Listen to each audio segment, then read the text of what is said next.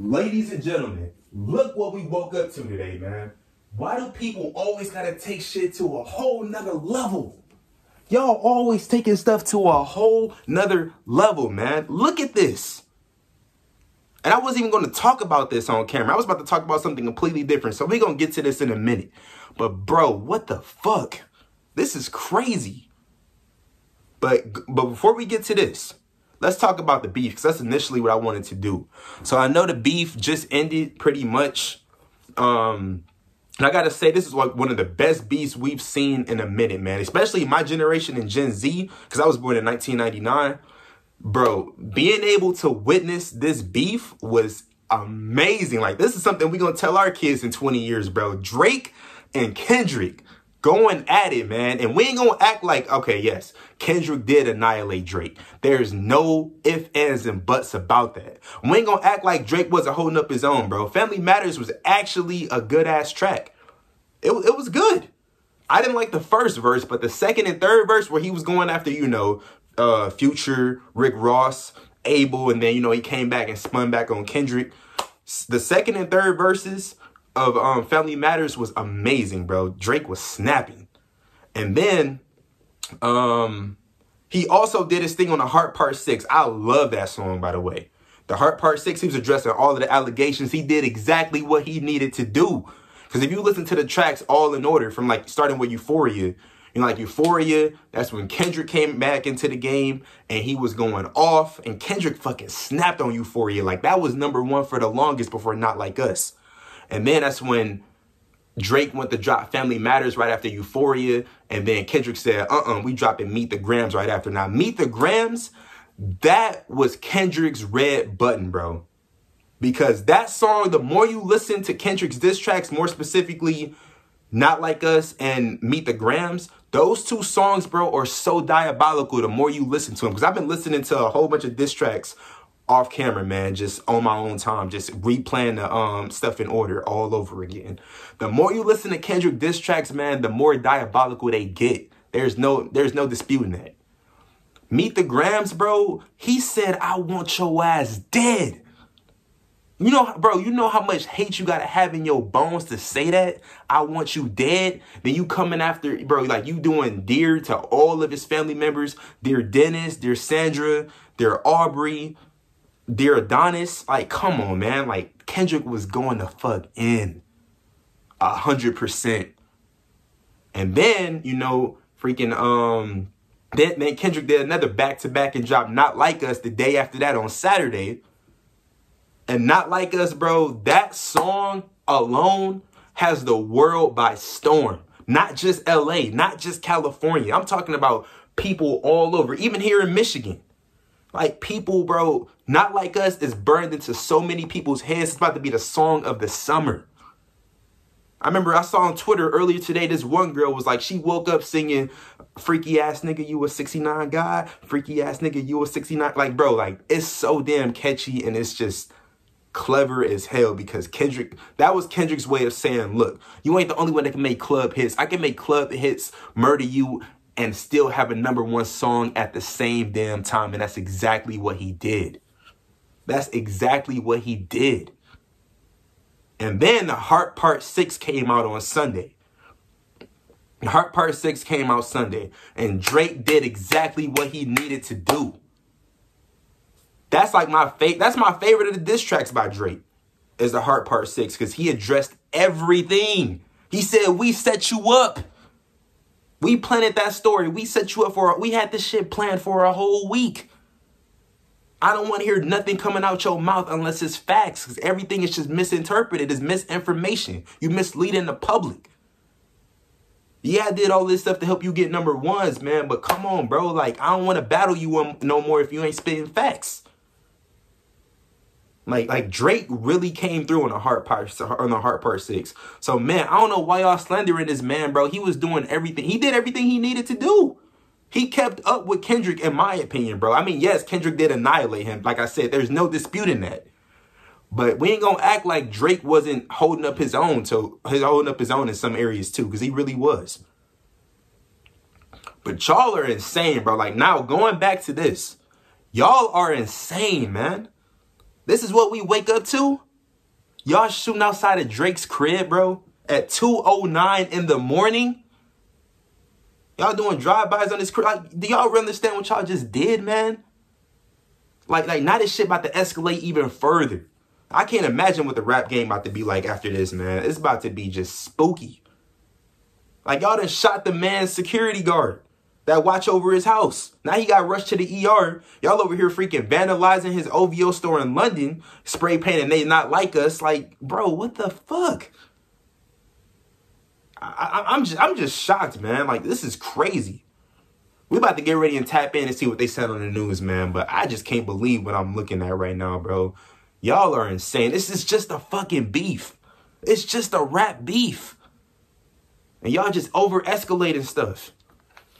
Let's tap in, man. Breaking news out of Toronto.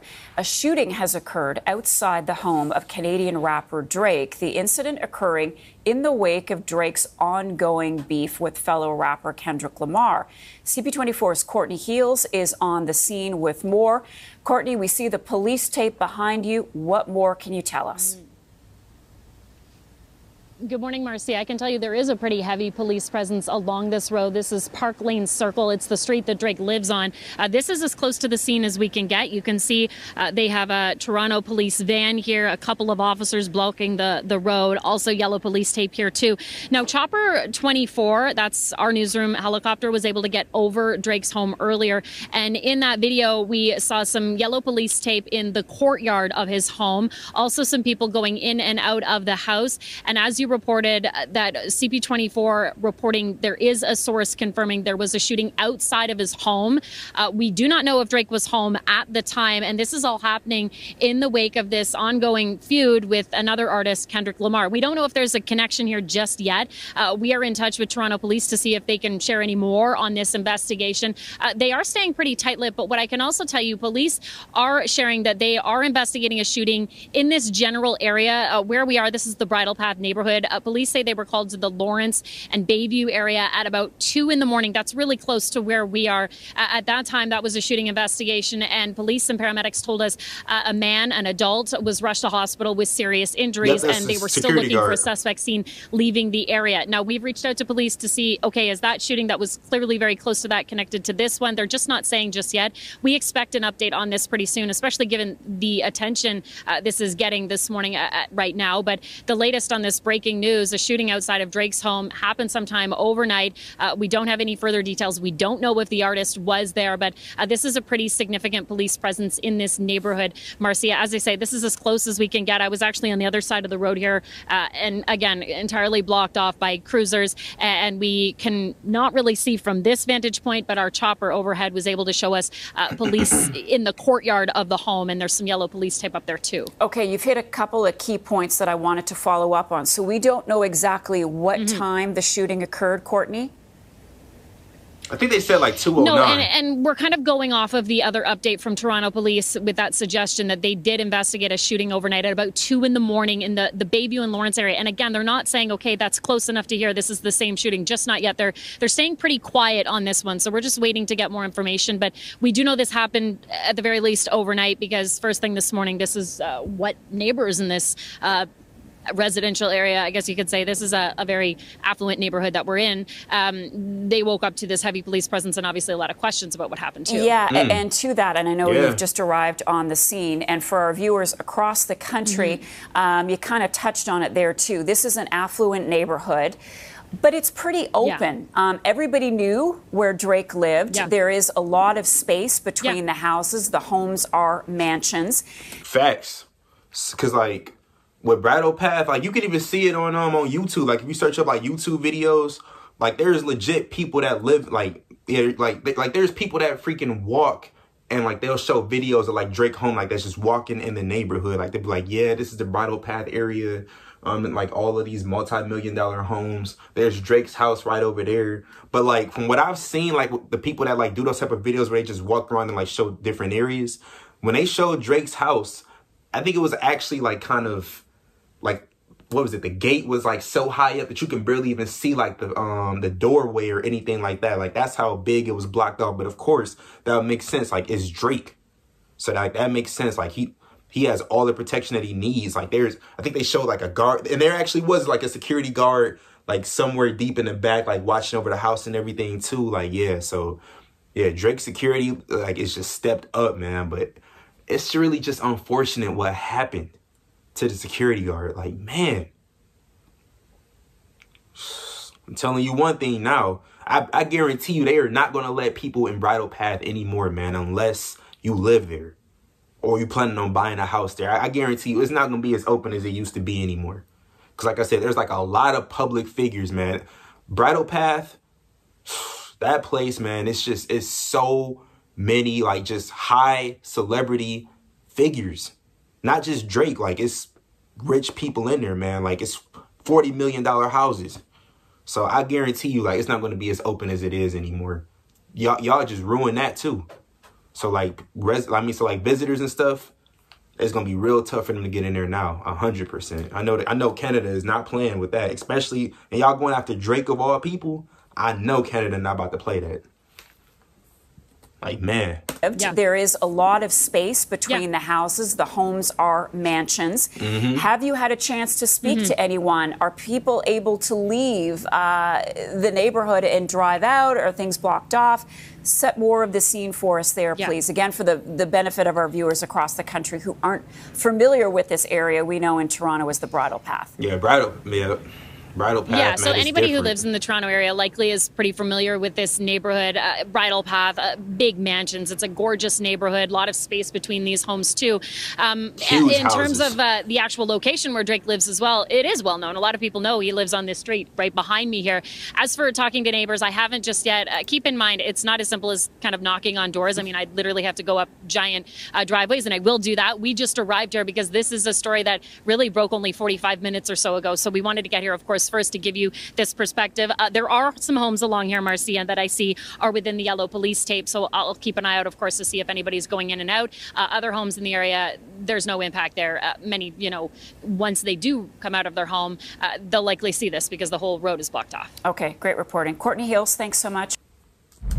Yeah, man. Yeah, like I said, Bridle Path, it had like the houses are huge and the pathways are like so long. It's like a giant gated community. Like I said, you can barely like see like the frame of the house for real because like of how high sometimes the gates sit. Like it's that high because like Michigan is right near Canada. So yeah, man, it's crazy. Like it is legit crazy, man. I really cannot believe though people is just really just doing that, bro. Like shooting up Drake house, like for what? For what? Vandalizing his store for what? It's crazy. It really is crazy, man. We legit have to do better as a people. Cause like, bro, y'all should not be taking this shit that hard where you have to go retaliate and do some bullshit like that. Cause it is ridiculous. Shooting up the house, shooting the bodyguard. It's crazy, man. It really is. It's like I'm happy like that we had like a really good ass beef, but then y'all niggas just gotta like take it above and beyond. Like I see why RDC World was saying like they want to stop doing the skits because what if this shit get too serious? This is exactly what they mean when they say when shit gets too damn serious. This is exactly what they mean. Cause there's always gonna be somebody that just takes shit to a whole nother level and just blow things out of proportion, and that's exactly what happened. But yeah, man, but I figured I'd get my thoughts on this. And like I said, shout out to Kendrick as well, like with the whole copyright situation. Cause like I know a lot of content creators was reacting to this. I'm talking about like, I'm pretty sure people that don't even do reactions was reacting to this stuff. And Kendrick was nice enough to lift all of the copyright claims off of this.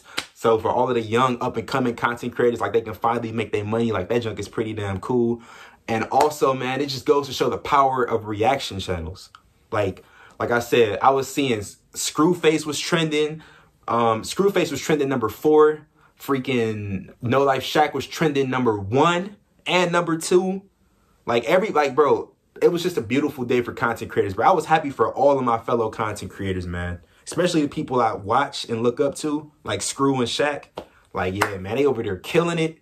So, yeah, man, I just love to see my people eat, man. It's beautiful. It's absolutely beautiful. And this beef, I know we're not going to have anything like this for a long time again, but Drake and Kendrick, man, they did their thing. Both of them. Give both of them their flowers. Because they both held up to their end of the bargain. They did what they had to do. But yeah, man. But let me know what y'all thought about this down in the comment section below. It's me, your boy Zenny. I'm going to catch y'all in the next one, man. Peace, I'm gone. Let's get it. We out. This is crazy. We're going to see if we can find more information on this, though, later on.